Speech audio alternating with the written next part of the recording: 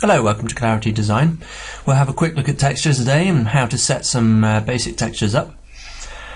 We won't have a look at how we can map or create UVs or do any detailed texturing. We'll just have a look at broad and simple texturing to begin with, and we can build from there. Let's start off with the land that I've got selected in here. I'll start by assigning a texture to it. Now there's a number of ways to assign textures. The easiest one is to right click, select, and go down to assign a new material down here, or you can assign textures that already exist in your scene. But for the purpose of this tutorial, we'll just have a quick look at the hypershade as a way of managing our textures. The hypershade is kind of like your texture work area, so you can have a look at the texture. This middle click, drag it down into the work area. You can map that out so you can see the connections, and you can even play around with those connections a little bit to change what's happening with the texture. We'll go ahead, we'll make a new texture. We won't assign it to anything right now, we'll do that in a second. We'll make a Lambert, which is a simple non-reflective material. There are in here a huge number of textures to choose from, and the mental ray materials, some of these are really good materials to start working with, but we'll be having a look at that another time. Now we'll stick with the simple ones, so let's just go with this Lambert. We'll drag that into here so we can have a look at it. Now if I double click, it will open up in the attribute editor, which I already had open, and you can see here that it's got various different nodes that you can play around with and change. So let's have a look at this now. You'll notice that when I change this color, it changes here, but it won't change on my scene because I haven't applied it here yet. So let's just apply it here. So I'll right click and assign material to selection, and it will get assigned to whatever I've got selected in the scene there. So we can see over here I've got Lambert 5 and I've made it bright green, which is alright, but I reckon we could make it a little bit more interesting than that. We could probably add a different kind of texture to it, maybe something a little bit that looks a little bit bumpy and uneven. So let's go across to the map button, which is next to color. So we'll just go across and we're going to map, we're going to make a new connection. We're going to create a node. Let's create a granite and see what that looks like. Okay, so that looks pretty good. Let's have a look. See here, it gives us quite a good idea. This is not very neat at the moment. Let's just remap this out so we can see it a bit easier. And you can see that we've now got the granite, which is attached to the color. If we hover over that, it should tell us. Yeah, so there you go. So the color is going into the color on Lambert 5. Okay, and this is a shading group over here on the end. So in my scene, it doesn't look that marvelous. It looks a little bit stretched and blurred. You don't need to worry about that. Let's just go into our render options. We'll make sure we're on Mayor software, and we'll leave everything else the same for now. Just minimize that because it shouldn't be that big. And I'm just going to render that. Let's have a quick look. Okay, so you can see the quality of the rendering here is much better. It's a little bit dark around here. I'm just going to add a light to my scene. This will ruin the illusion now. But yeah, let's just add a light. So I'll create lights, ambient light. Let's just pull that up, and this will help with the lighting of the scene. Let's have a look at that now. So let's just re-render that. There we go.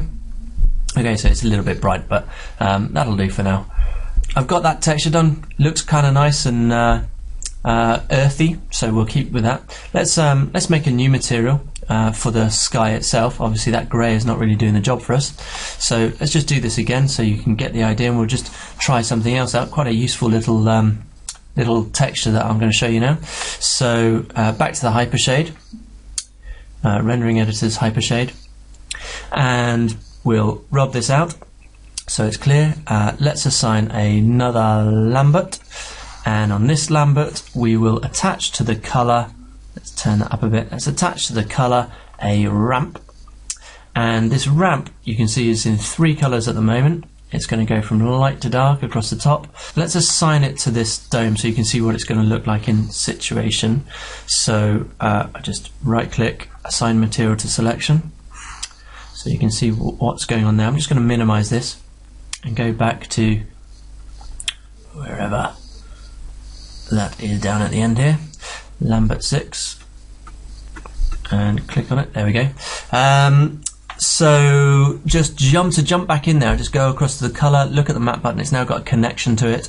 Inside there I can see my ramp again, so I can start playing around with this, and as I start pulling that down you start getting the idea about how this ramp is working. Let's change that horrible green color to a nice yellow or orangey color maybe. That's a little bit dark, so let's make that nice and bright, almost sky-like. There we go. So starting to get a bit of a sunset going on. Let's pull up some red. There we go, got some oranges coming in there as well. So I'm quite happy with that. I'll leave it as it is. There's loads of options you can play around with in here to set your ramp up as you want, but obviously this is working for me at the moment, so I'm going to leave it as it is. Lastly, let's have a look at this ball, and I'm going to show you how to switch on bump mapping and reflections with this one. So I'm going to zoom in on it a bit. At the moment, if I render this, you'll see, well, it's just grey at the moment, so yeah, let's just do that because it will only take a second. There we go, nice and just grey really, nothing interesting going on at all. So let's assign a new material. This time I'll do it the quick way instead of going so that you can see the family relationship there. So we'll assign a new material, and this time we'll make it a blin, which is reflective. Anisotropic is like for your glass and that sort of thing. Blin is a nice reflective material, maybe metals and interesting stuff like that. So there's our blin. Now the blin has a second set of options down here that a Lambert doesn't have, specular shading. So we can change this to change what the reflective object will look like, and we can change the colour up a little bit here.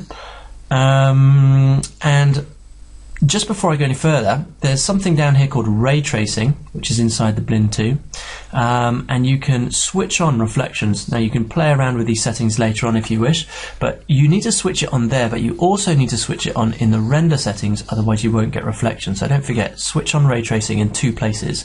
It's down here. You make sure that that's ticked. If it's not ticked, you won't get any reflections. So let's have a look at what this material looks like now. Ready for a big gasp. Ooh, very nice. It's like a floating marble. So really good. You can see how the reflection is actually not doing a huge favour for me, because it's showing up the fact that this dome hasn't got a back on it. So that's something to consider. I might want to put a different dome in place with a full circle on it. But anyway, so let's have a look at how we could make this texture even more interesting. Let's add another connection to it. So in bump mapping, I'm going to click here, and in bump mapping, I'm going to add, let's add a Brownian there, and we'll reduce that down quite a lot because it's going to be quite severe at the moment. Now this here allows me to re-render just part of the image, so I can just do part of the image if I want to. There you go. You can see how that has made it really bumpy. So the way that bump maps work is, let's put that on 0.02, that should be about right, and re-render that little square there. A bit more than that maybe.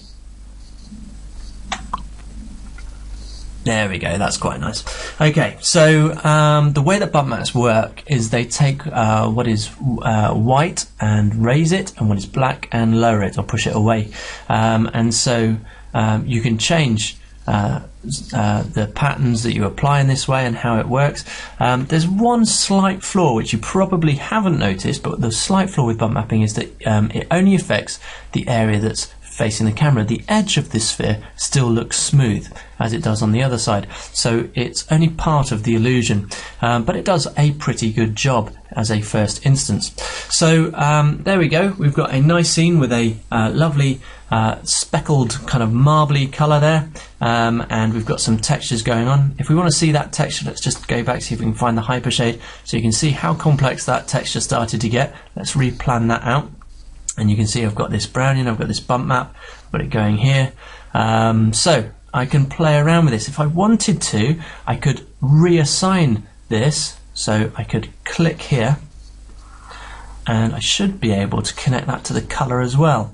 Okay, so I've now connected it not only to the bump map, but also to the colour. So let's just have one last look just to finish off what that looks like. So that was a right click, or sorry, middle click over there to drag that connection. You can see that it's just changed the quality of that colour slightly, so it looks quite nice actually. I'm going to leave it like that. So there's your basic textures and how to apply them. We'll go on to greater things with textures another time. All the best.